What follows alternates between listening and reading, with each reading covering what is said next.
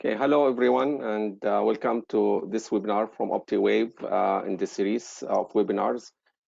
This webinar is about multi-core fiber design analysis, and it is a joint webinar between two products, OptiSystem and OptiMode. The team who are working on this presentation is Amin Khurshid Ahmad. He is an optical scientist, Scott Newman, who is the project lead for OptiMode, and myself, I'm a VP at Optical Systems at Optiwave. Now the webinar will be two parts. One part is the talk about OptiSystem, and then the other part, my colleague Scott is going to be presenting the OptiMode part, and then we go back again to live demo. So the sequence of the presentation would be: first we're going to talk about spatial division multiplexing for optical communication, and then we're going to talk about multi-core fibers, and then we're going to talk about OptiSystem features. We're going to talk about single mode multi-core fibers. Then I'm going to pass the presentation to Scott, where he was going to speak about OptiMode features and the FEM solver, vector finite element method solver. And then he's gonna show some examples designing multi-core fibers in OptiMode for either all assisted multi-core fibers or graded index trenched assisted core fibers. And then I'm gonna do the part talking about how to use these results obtained from either OptiSystem or OptiMode to make a signal transmission modeling using OptiSystem, and then gonna give a live demonstration, and we are open then after that for question and answers. Okay, so first thing here, we're gonna talk about the system capacity per optical fiber. As you can see here, we have this from this reference taken in 2017, where the trend between 1980 to expectation to 2030, how's the system capacity per fiber is happening. As you can see, in the early ages between 80s and 90s, there is electrical time division multiplexing mainly used. And as the green arrow here shows the development and industry implementation, while the arrow here in yellowish, it's the research progress.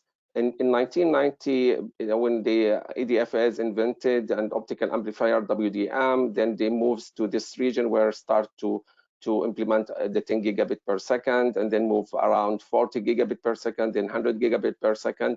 And there another jump here when the 400G or 200G and advanced modulation schemes came up, and digital coherent systems came up. And then after that, we reach kind of limit here around 2020, where a solution would be space division multiplexing.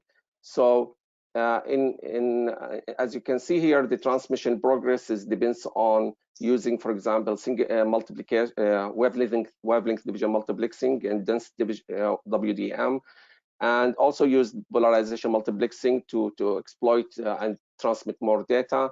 And then the digital coherent system with the QAM, 16 QAM, 64 QAM, and 256 QAM enables higher and higher data rate. But still, we reach, as we saw here, is kind of physical limit where the spatial division multiplexing has to kind of be a solution where we can use different modes on a single core, or we can use multi-cores to transmit single mode or multi-mode data on these modes. Okay. Now, if we are thinking about single mode, single core fiber, then we can use the few modes fiber to enable the spatial division multiplexing. And the other option is to use multi-cores, but these multi-cores could be single mode or could be multi-mode options. Okay, so you can transmit per core a single mode, or you can transmit per core a multi-mode, and each mode would carry a different data rate or a same data rate. Now, the core design, it could be a step index refractive index profile, or could be a graded index refractive index profile. So the options is there for the designer. And then the design of the multi-core could be assisted with a trench, or to control the leakage, or you can have air hole assisted. So all of that we're going to be addressing in this webinar today. Now, this schematic here shows you the kind of the layout of these cores, and you can see here kind of zoom picture where the air holes are surrounding the cladding of the fiber. This is the core, and the refractive index profile. As you can see here, we have step index, and then you have the core refractive index, and so on. So we can have homogeneous profiles. We can talk about it later on, or non-homogeneous profile for refractive index, as well as we can have trench assisted or no trench assisted. So all of these options can be designed in OptiMode, fiber, and OptiSystem as well. Okay, so move on. Here we're gonna start talking about the features of OptiSystem. So mainly OptiSystem is a software package where you can design optical and optoelectronics systems or subsystems, and you can make a simulation, prototyping, using these comprehensive components and libraries available in OptiSystem. So we have over 550 components representing the different devices or modules in the domain of photonics and optoelectronic systems. Now, also we offer in OptiSystem a large libraries for temporal and spectral visualization capabilities in the optical domain, electrical domain, as well as the binary and memory representation of the signals. OptiSystem also allows the users to co-simulate software software written in different languages like Python, MATLAB, C++, Scilab into components where users can do their own designs in case they wanted to explore some additional features or functionality which is not available in OptiSystem. Optiwave software also interwork with other software packages in Optiwave's product, and this is kind of example we are doing today with the working between OptiSystem and OptiMode softwares. OptiSystem also, one of the important part of it is we have a huge example library which addresses many applications, and users, when they download the software, they have access to this example library which addresses like too many applications, from optical communication to sensors to visible light communication or free space optics communication, microwave photonics, and so on. Now, the example library, as you can see here, you can download it under, and this is kind of typical examples of the different directories, which has examples, as you can see here, on advanced modulation, on dispersion compensation, on microwave photonics, on transceivers and transmitters, and so on. Now, in OptiSystem, currently we have 3 components in OptiSystem which you can access them and get your own design of the multi-core fiber designs. So you can have different refractive index profiles. You can have trench. At this moment in OptiSystem, we only support single mode and multi-core fiber applications, because we are using here in this software empirical formulas. However, as we're going to show you in the webinar today, my colleague Scott is going to demonstrate using OptiMode for designing the multi-core fiber for single mode application or for multi-mode applications with trench. As you can see here, we have trench characteristics, or without trench as air assisted holes. Now, in the components, as you can see here, we can look into the crosstalk from any core to any core, as well as we can study the effect of bending radius on the crosstalk in any core. The same thing, we can study also the effect of the distance between the centers of the core. We call it core pitch, and that is also available in system currently for single mode application. This is quickly to show you the refractive index profile and the way how the parameters are specified. We have the NP, which is like core P here, and this is core Q. This is refractive index of the core, and this is the diameter of the core, and this is the distance between the core and the trench, and center of the core and trench, and this is between the other end of the trench, so it can give you the width of the trench. The refractive index profile, refractive index is kind of through these formulas you can correlate it to the refractive index difference between we call it delta 1 between the core and the cladding, and delta 2 between the cladding and the trench. Now, the possibility to simulate an OptiSystem, we can simulate homogeneous multi-core fibers where the NP and NQ are equal, or we can have them different. So we have heterogeneous, and also we can have homogeneous with a trench assisted or with no trench. So we can the user can design the multi-core without a trench if he want to. And with heterogeneous, as I mentioned, we can do with a trench and without a trench. And also we can have, for example, a homogeneous but one core with a trench and the other core with no trench. So, or heterogeneous, one core with trench and other core with no trench. So you have lots of flexibility in the OptiSystem design. Now, in OptiMode, as Scott is going to show you, you can have much more flexibility to add up the air holes and so on into the fiber, as well as to support the multi-mode operation. In this kind of formulas, we have empirical formulas, as I'm going to show you now. We use the couple mode, couple power theory to address the crosstalk between the multi-cores, and the analytical expressions of the average coupling coefficient based on exponential integration function are used. The coupled power equations are given by these formulas, as you can see here, and where the power P is the average power in the core P, and the PQ here is the coupling coefficient between the core P and the Q for a certain mode. The single mode fiber component, as you can see it here, you can have the different parameters entered here you can have the fiber length, you can have the number of cores, the bending radius, you can have the multi-core structure parameters, the trench refractive index, and so on. So lots of parameters and flexibility you can have. Now, all the theory, you can access it through the data sheet. If you press on the help button here, you can have the data sheet which explains to you the parameters and the ranges of the parameters and so on. Now, the definition of the crosstalk between the cores, as you can see here, we can have core I and core J here, whereas the power is going to be PI and PJ. After certain distance is calculated, and the crosstalk is the ratio between PJ to PI, and this is the crosstalk for core J to core I.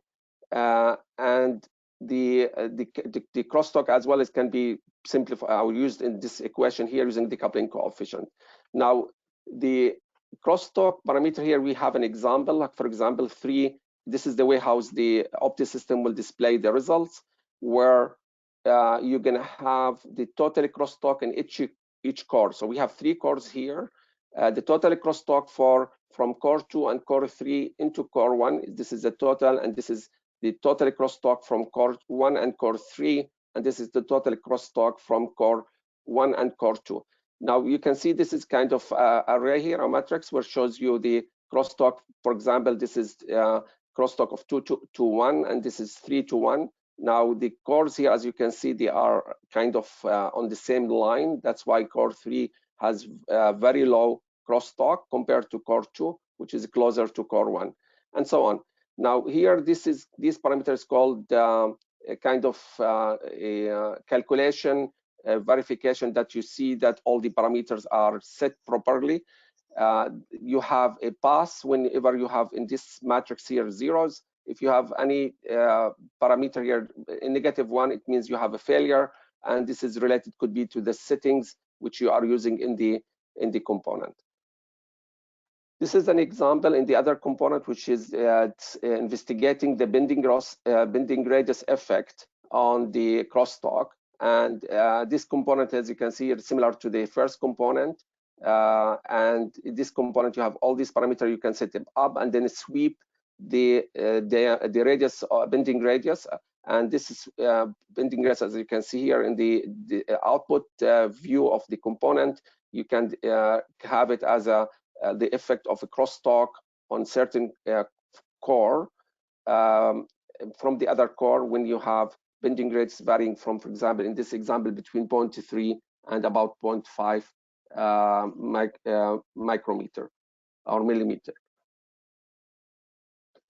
Okay, now next is we can study again the effect of the pitch period and between the two cores. And as you can see here is also you can display the crosstalk for a certain core as function of the changing the distance between the centers of the other core.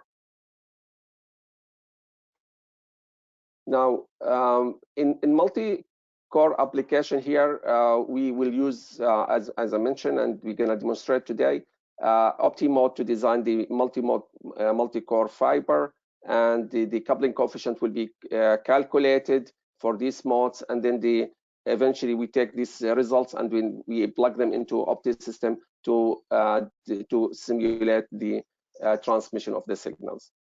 At this time, I'm going to pass the presentation to my colleague Scott to continue the presentation on the OptiMode. Thank you. Thank you, Ahmed.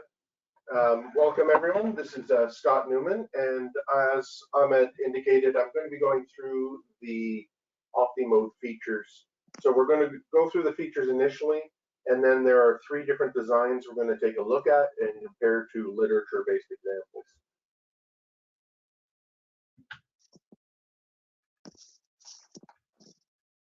There we go. So the OptiMode product takes a cross-sectional slice of a fiber, a waveguide, or some other kind of structure, and will actually calculate the mode of that structure and provide data for that. There are a number of mode solvers available when using the OptiMode product. There's a finite difference, there's an ADI-based method, but for these kind of structures, these multi-core structures, the best one to use is the vector finite element mode solver, which provides the ability to model lossy materials, dispersive, and anisotropic. So when you're dealing with this, this particular mode solver has a lot of functionality and a lot of parameters to adjust. So when we see the image on the left, this is for the general settings, or more specifically the mesh settings, really. And the vector finite element method uses a triangular mesh. So it takes the Cartesian grid that would normally be discretized, and it will calculate a triangular mesh and use that. So these settings where you control the min angle, the min edge, the max triangle area, these are used to fine tune your mesh, to increase the triangles to minimize computational resources, or to decrease the triangle size to try and get better accuracy. The other thing you can do with this mesh is you can control whether it is material independent or not. So if we look at the right side where I'm touching on the advanced mesh settings, we can actually change the type of mesh. It can either be uniform, so the system calculates it, or it can be material dependent. So it will actually take the refractive index values into consideration when it calculates the mesh for you. It uses the element order for the solver. The other thing that I do want to point out, I don't believe I have it in the other slides, is this mode index estimate. This is an important thing to set. When you're doing mode calculations, you may or may not calculate any number of modes, and they might not be at the particular mode you're looking for. So if you have an idea of what the modal index should be for the mode you're looking for, it's best to put that in there as the estimate. It makes the process much more efficient. The other thing you have to concern yourself with when you're running simulations is your boundary conditions. So there are 2 that apply to these kind of structures, 3, but primarily 2. This particular one that I'm going to talk about first is the UPML, or the uniaxial perfectly matched layer. So this one applies a boundary condition that gradually introduces loss. So you're able to truncate out your domain without it necessarily reflecting off that domain. This is important when you're trying to calculate the effective index of bent fibers. You don't want hard boundary conditions that will cause some kind of reflection. So you're going to use your UPML, and once you set your UPML, you can change the properties, its thickness, the order of the grading. The other primary boundary condition you're going to be using in these cases is symmetric boundary conditions. This allows us to reduce the simulation domain. So if you know your structure is perfectly symmetric about the y-axis, you're going to use a symmetric boundary condition to put that into place. And you can also use those symmetries to sort out modes. If your mode is a monopole, if you're looking for a monopole mode, you can set up your symmetry so you're only going to get modes that are properly symmetric about that. I did put it in here. So we can actually put in modes close to the user specified. So that was the index estimate. This feature is particularly powerful for multi-core fibers or complex designs. Simple designs, you're not necessarily going to use it. But within the OptiMode product, as with a number of the other products, we provide scripting capabilities through Visual Basic Scripting. And we have user-defined parameters. So, for example, if you know your core diameters, you know your core periods, you can set those up as parameters, which we see here in the slide, the image on the right, where a number of the parameters from the diagrams that we've seen earlier, they're set up here. The VB script is used for actually generating the structure, creating those cores, positioning the cores. It makes things much easier, particularly when you have multiple cores rotated about a geometry. The other thing this provides is simulation control. So instead of doing a generic parameter sweep on one parameter, you can set that up using for loops in the Visual Basic Scripting. So it's a powerful utility, and is particularly useful when you're dealing with more complicated structures. When you design a structure, say for example you're not familiar with Visual Basic Scripting, you can generate part of your structure, and then you can actually tell the product to generate the Visual Basic code for that structure, and then from there you can modify it. That's probably the easiest way for learning things. The other thing you can do is export this data using Visual Basic. You can export it to NDA files, which are the results files for these products, or you can export them to files in whatever format you like. So the first structure we're going to take a look at here is an air hole assisted multi-core fiber. So what we can see is it's an array of structures rotated about in a 6-fold symmetry. It's a hexagonal pattern, and each of these unit cells is in itself a hexagon. So we have a core, and then we have the air holes around it. We have some of the parameters here on the left. So our background is a silica cladding, and we have the air holes, and we have some of the structural geometry positioned here. So the core pitch, the actual diameter of the core, the diameter of the air holes, as well as the pitch for those air holes. This is taken from the Sakamoto paper from 2013. And this is the actual structure, the refractive index values shown within the product. So different colors represent different materials. So we see we have the actual fiber, that silica, then we have a jacket, and then we have the PML, which introduces that loss to represent the boundary. As we see here, we're showing the triangular mesh that we mentioned from the vector finite element mode, or the FEM mode solver. And you can see that I've actually used symmetry along the y-axis so that we only have to discretize half of this structure. We will solve the mode based on this and understand that the bottom half is still there. To give you a better sense of what this array looks like, we're going to zoom in a bit, and you can see how the mesh adapts to the refractive index and provides higher resolution where it's required and a bit coarser where you can get away with it. To building the structures are one thing. The next thing is you want to get that information out of there. The information that the OptiMode Analyzer product provides is the modal index, the effective area, and the mode profiles. This information can be extracted either manually through the OptiMode Analyzer, or it can be extracted, as I said, through the VB script functionality. By doing so, you can use the mode profiles to generate the coupling coefficients. You have modal indexes for where it's needed, and this information can then be used in the equations that Ahmed was explaining to calculate your crosstalk. So we can calculate our loss this mode is going to experience in the fiber, and we can calculate the crosstalk between the cores. So this is a mode solution of a single one of the cores being excited. So we're exciting the top right one there.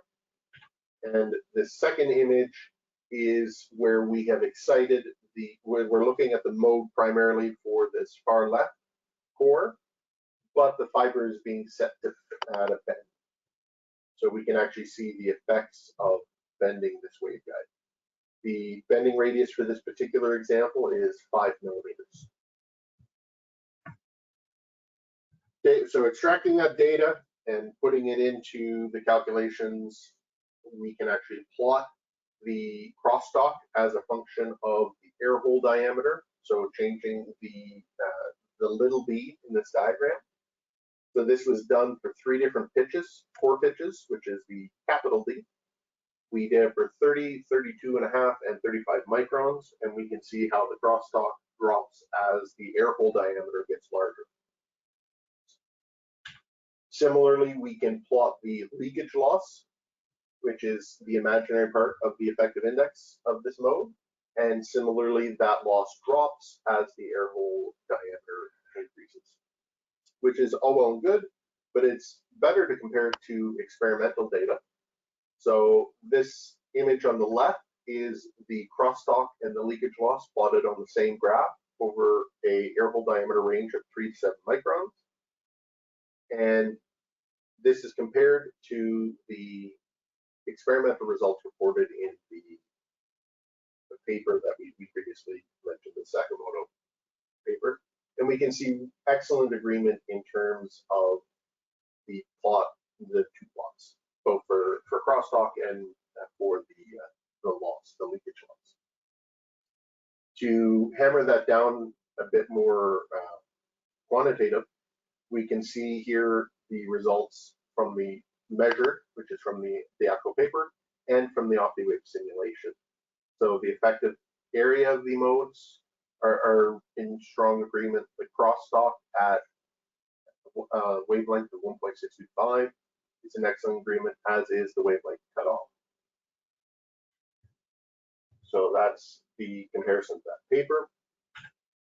The other thing we can take a look at, still with the same design, is bending loss. So we're going to scan the bending radius from 3 to 10 microns, and we can monitor the loss as we go through those bends. And if we zoom in on that to the 3 to 6 millimeter range and compare it to the experimental results, we can see very good agreement with the core 1, which is the red line in both diagrams. There is some deviation with the core 4, and what we anticipate this is the design in OptiMode was the exact geometry expected, the design geometry. And if you take a look at the diagram, the experimental results were done obviously on a real world fiber, where there is variation in the core, the air holes. So if we take a look at the inset on the right figure, you can actually see there is some non-uniformity in the air holes. So this structure is not the exact design that was specified, so a bit of deviation is to be expected.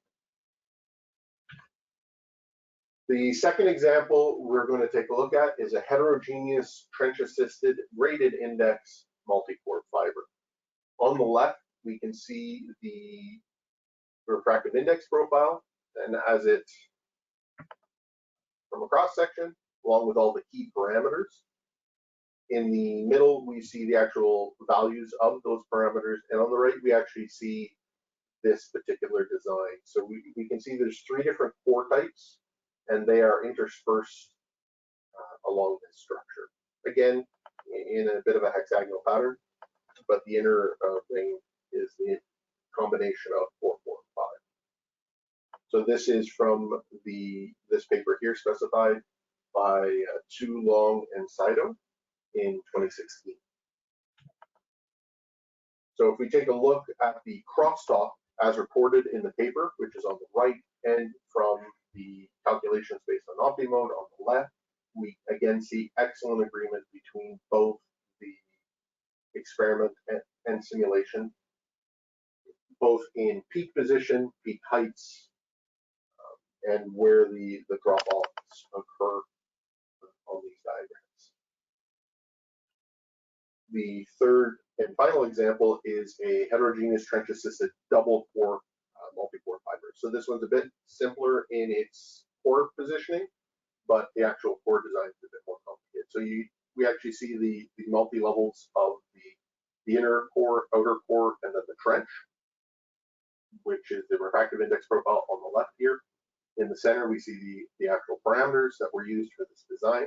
So these would have been put in as parameters within OptiMode, and we would have been able to change them as necessary. And on the right, we see how the 2 different Core 1 and Core 2 designs are interspersed in a ring. So this is from the similar group, the Tu, Saito, Takanagi, and Matsuo, from Optics Express in 2014. And again, we take a look at the crosstalk of this particular design, and we can see excellent agreement in comparing the different crosstalk between the different LP modes as presented in both the experimental and the simulation results. At this point, I will hand it back over to Ahmed. That concludes the OptiMode component of this presentation. Okay, Scott, thank you. Okay, here you go. So now what we show here is a setup in OptiSystem where in concept you can simulate the effect of crosstalk produced from core to core or from mode to mode on the transmission or the system performance. Now the setup here, as you see in the block diagram, we have 2 signals which modulated externally using pseudo-random bit sequence, and then the other part here is another laser which is also modulated here with another random pseudo-random bit sequence. And what's happening here in the control, which I'm going to show you in the live demonstration, you can control the wavelength of the laser here, so you can make it exactly at the same wavelength, so you can assume that the 2 modes are propagating in this 2 different modes propagating in the same core, or you can assume also the modes are at different wavelengths, so you can control that as well.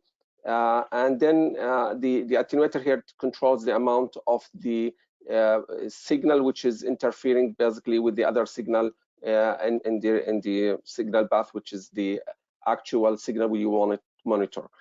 And then you transmit through the fiber, receive it, and then you here you measure the bit error rate and the Q factor. So the setup here, as you can see it in the block diagram, which I'm gonna now move into the live demo here. Okay, so this is my block diagram here in OptiSystem. As you can see, there is different setups here, but in principle, if you go to the main layout here, we created two parameters. You can add them up into the layout pop-up window. And one of these parameters is called separation, and the other one is called start. At this moment, as you can see here, the signal laser is sitting at start wavelength, and the other one is sitting at the start wavelength plus the separation. So you can have two options. You can have the signal at the start. So you do evaluate here. You see it's 193.1 terahertz, and the other wavelength, which is causing the crosstalk, it's at the wavelength plus the separation. At this moment, in this example, we have the separation at 0 terahertz, so there is no separation between the two wavelengths. And now here, the attenuation, what we do, we sweep the attenuation. So if we know exactly how much is the amount of crosstalk, we can monitor it here and set properly the amount of crosstalk in terms of power levels. And eventually, these two signals, as you can see, modulated externally using pseudo-random bit sequence, which are completely different, which means this is a completely different signal than that signal, which is coming from another wavelength or the same wavelength if it is from different mode. And then you transmit through the fiber here. As you can see, the fiber, basically you set it up like standard way. You have all these parameters of the length, attenuation, and dispersion, as well as BMD, nonlinearity. You can include whatever functionality in it. And with that, after that, you detected the signal, and then you look at the performance of the signal. So I did the calculation first step with the situation when we have zero separation, as you saw, and you can look at the, let's say, for example, the Q factor here is 10.4, and bit error rate is like 110 minus 25. Now, what we can do quickly here, you can just change the wavelength separation. So you have now two different wavelengths propagating, and one of them is causing crosstalk on the other wavelength. And then you're supposed to expect that the performance would be crosstalk would be less effective because the signal is kind of separated from the first one. And then now, if you run it, it's gonna be I'm gonna run here the signal. I'm sweeping again is the attenuation just to monitor the different situations. It's going to be finishing quickly here. Now it's at 2 out of 13. During this calculation, what we can see, let me move into the presentation again. Okay, so as you can see here, just to quickly talk about what is happening, you can control the multicore fiber components, and you can crosstalk consideration in the OptiSystem.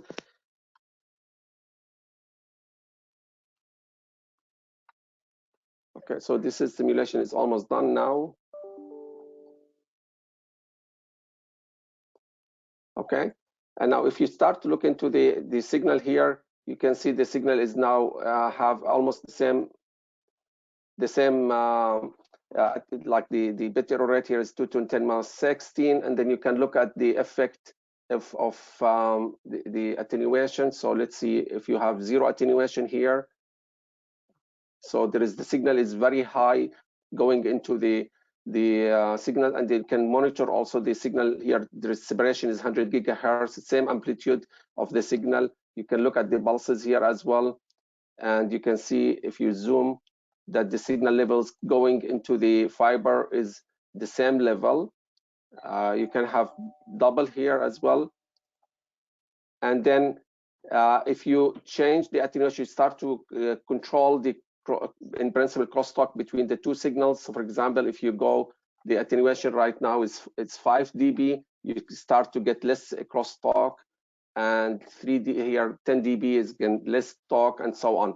So let's say, for example, at 8 dB here, which is around 30 dB crosstalk, you have about bit rate, our cross Q factor is about 10, and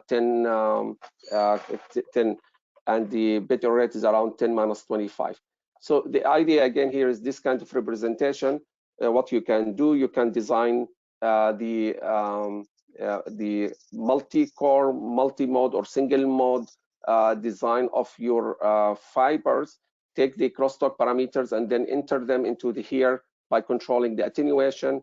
You can control the wavelength as well as you can control the wavelength as well as you control the separation between the lasers, and then you can do the transmission, and you can evaluate your system in terms of performance. Now, if you go here under default component property default, and you go optical fiber here, you see the components, which is the multi-core fiber bending, multi-core fiber pitch control, and multi-core fiber. If you have to look into the multi-core fiber designs. So if you start another setup here, you can control. Basically, you can set up the parameters here, the structure parameters, the bending radius range between, let's say, for example, minimum value 0.3, maximum value 0.5, and the step size. And then once you run this component and set up all these parameters, you calculate it, and then you look at the performance through the component view here. So you go component view, and then you go to the 2D, and you look at the performance here. So the performance here in this graph, you can download the results. You download the graph. So if you double click here, you can save, export the data, export the curve, and so on. So you have lots of flexibility in the way how to process the data and control it. Now, going back again here into the help button here, if you do the help, then you can get all the details about the way is the calculation is being done, and the example of the result and the references being used in the theory for this calculation. Okay, so let me move here to the presentation again. Okay, now what we can say here is at the end is, if you like to try the OptiSystem and OptiMode software, what you need to do is you can go to Optiwave website, and then under downloads here, you can have 30 days evaluation free trial. And during this process, you can evaluate the software. And if you have any questions, you can send them to support. Once you download software, the software is usually located under program files, Optiwave software. There is a forum here also. You can add up your question as you in case if you have any question on the software or anything you need to for support as well. At the end here, I'd like to thank you for attending the webinar. You may contact us through these emails, and if you have a question, we are open for questions now. Thank you.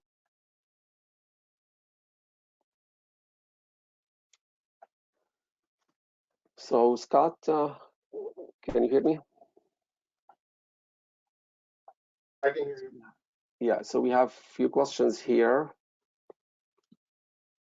Can we observe the nonlinear distortion as cell-phase modulation, polarization mode, dispersion, etc. For this course? Yeah, so what is like, I mean, in the fiber models, you can add up whatever nonlinearity or dispersion or polarization mode dispersion is like regular fiber design. The only thing is here we add up in the transmission experiment is the crosstalk, which means the effect of another signal transmitted at the same time with the signal. So if you have, for example, this signal or this mode is at different wavelength or at the same wavelength, so you can control it. And then also you can control the level of the signal added up to the like desired signal. Okay, another question says here, the nonlinear effects are being considered in your model. Yeah, we consider all the nonlinear effects in the model. So if you want to add cell-phase modulation, cross-phase modulation, if you wanted to add other nonlinear effects, is all you can have them. So I can show you here actually in OptiSystem. You have optical fiber components, because in the example which we did here, you control the fiber model which you wanted to use. You can have unidirectional or you have a bidirectional component, so you can have the bidirectional, and also you can control, as I mentioned, all the effect. So if dispersion, you can have a constant dispersion, or you can have a dispersion varying across different, say, for example, you can launch more than one wavelength at the same time. Your system, you can modify it, like you can allow more than one signal, let's say, transmitted. It's not only two signals if you wanted to do that. Now, in terms of the PMD here, you can also control it. In terms of nonlinearity, you can have self-phase modulation, cross-phase modulation, control the nonlinear effect. You can add up Raman if you wanted, as well as you can add up the relay scattering, Brillouin scattering. So all of these physical characteristics of the fiber can be addressed in this example. So there is a question about the recording. So we once the webinar is done, we're gonna send later on within today or tomorrow the recording to all attendants and the registered registered people. There is another question here. It says, apart from crosstalk, is it possible to calculate the different group delay between the cores in the heterogeneous multi-core fiber? Okay, so in this example, as you can see here, it's we use a single mode fiber. However, you can put also multi-mode fiber, where you should be able to calculate the group delay difference.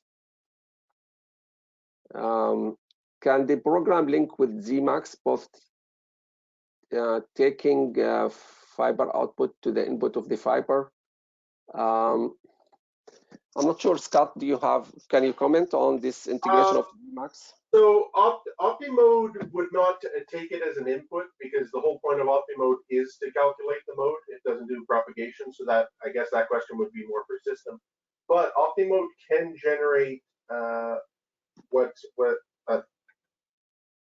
mode profile. So you can export the actual mode profile, which could be converted to Zmax. We do have a conversion for code 5 within the OptiTools products.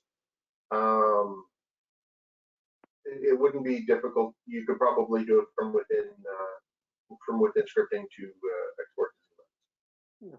Thank you.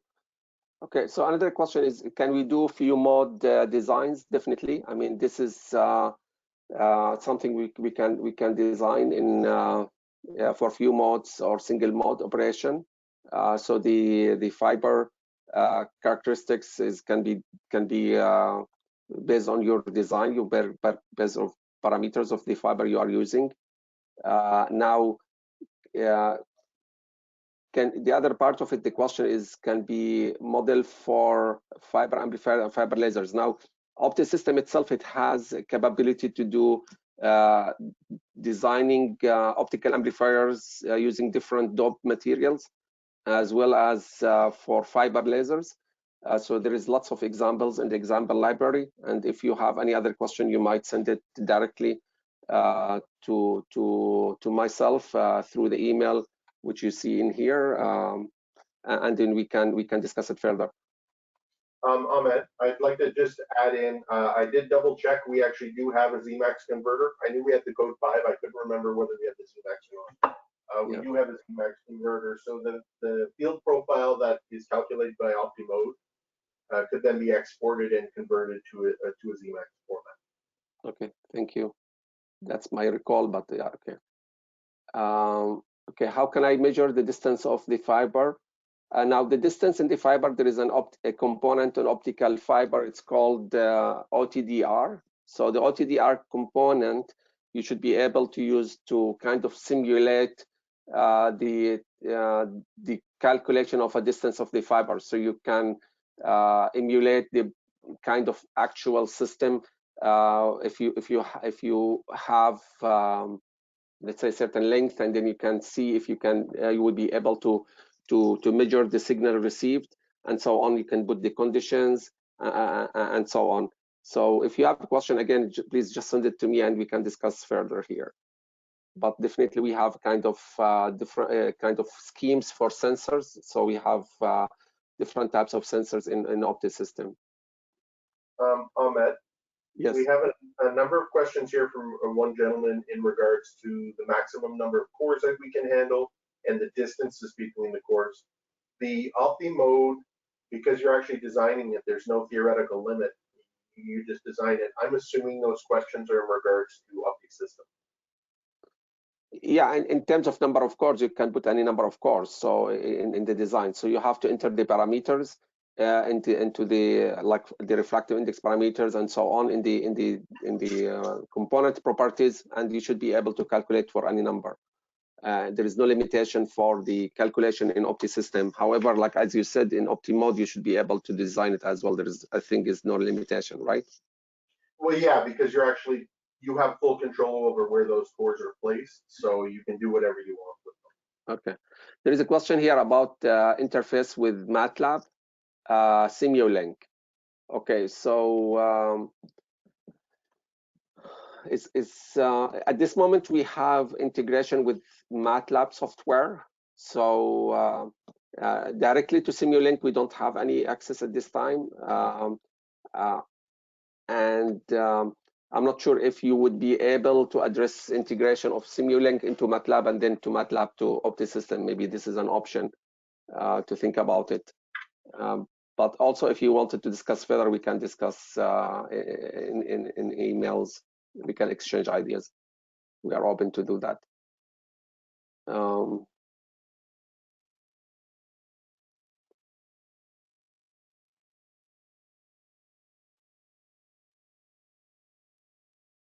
Here, the question about the furthest distance you can design pawn WDM pawns. I mean, in principle, it's the simulation tools it's capable as long as you will be able to characterize the signal at the receiver should be okay. So you have all this visualization from bit error rate and spectrum analyzers and so on, and RF spectrum analyzer to characterize the signal qualitatively.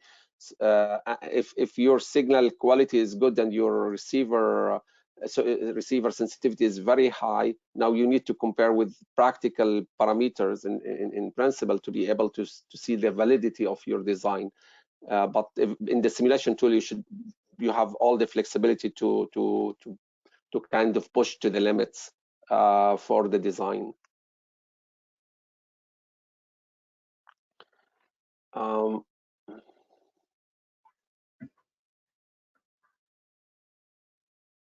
I think they are talking about here. I think it's been answered. This is about the trial. Can we add real number of splices and connector connections? Yeah, I'm not sure about this is to which part of the questions, but if it is related to the OTDR has a lot of flexibility. You can add up the number of splices, number of connectors, the type of reflections, and all of these things. So we are planning actually in the near future to make a webinar on this OTDR component. We have a new software, it's called OptiInstrument. And OptiInstrument, we are capable of communicating with instruments, and we have different examples, demonstration using XFO, OTDR instruments or equipment, and we compare these measurements with OptiSystem components. So we're going to do a webinar in the near future about the OTDR and about sensing application on that part.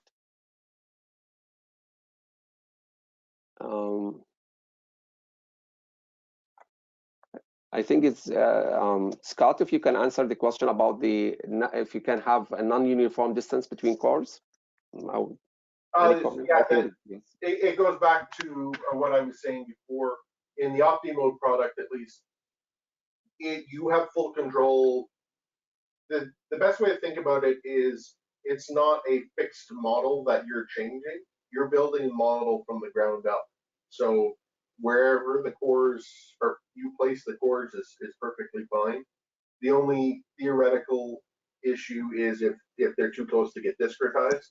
So whether it's uniform or non-uniform distances has no bearing on the product, because what it's doing is it's fully discretizing the space that you've built. So long as that space can be discretized, there's no problem. Yes, and there is a question here actually about also we did I think it's two webinars about photonic crystal fiber designs using OptiMode and how to use these fibers for sensing applications. So these webinars you can access them actually from Optiwave website. You can go to webinars, and we talked about that. Now OptiMode is capable of designing these kind of fibers, photonic crystal fibers, and I think it's got. If you can also comment on it a bit more, so elaborate on the answer here, please. Yeah, I'm not sure what else I could add on that. The webinars pretty much stand on their own in that regard. The VB script provides fairly extensive capabilities in terms of designing these things. If you can imagine it, you can probably design it. Okay, thanks. One question here about experimental data for the multi-core fiber. I guess I would say it's not clear, but at this moment we don't have any experimental data done on comparing OptiSystem calculation, and we are honestly looking into collaborators who would have experimental capabilities and to collaborate with us on comparing the simulations with experimental data, so we can tune in case. Although as you saw in the webinar today, we compared the simulation tool with many experimental results in published papers, and the matching were very good or excellent. So it's still that part is we are still open for any kind of collaboration.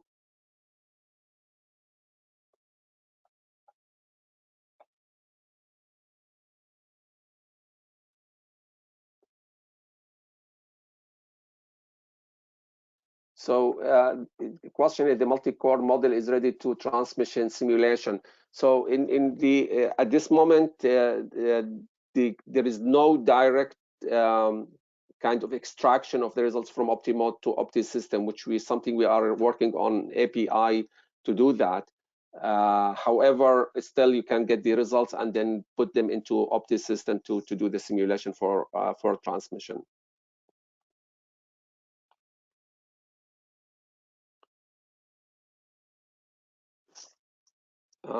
I think this is kind of the last question here. I think it's almost the end of the hour. At the end, I'd like to thank everyone attended the webinar, and then as we said, we're gonna pass the recording to all registered people and as well as attended. We appreciate your time and thank you very much. Bye-bye. Thank you.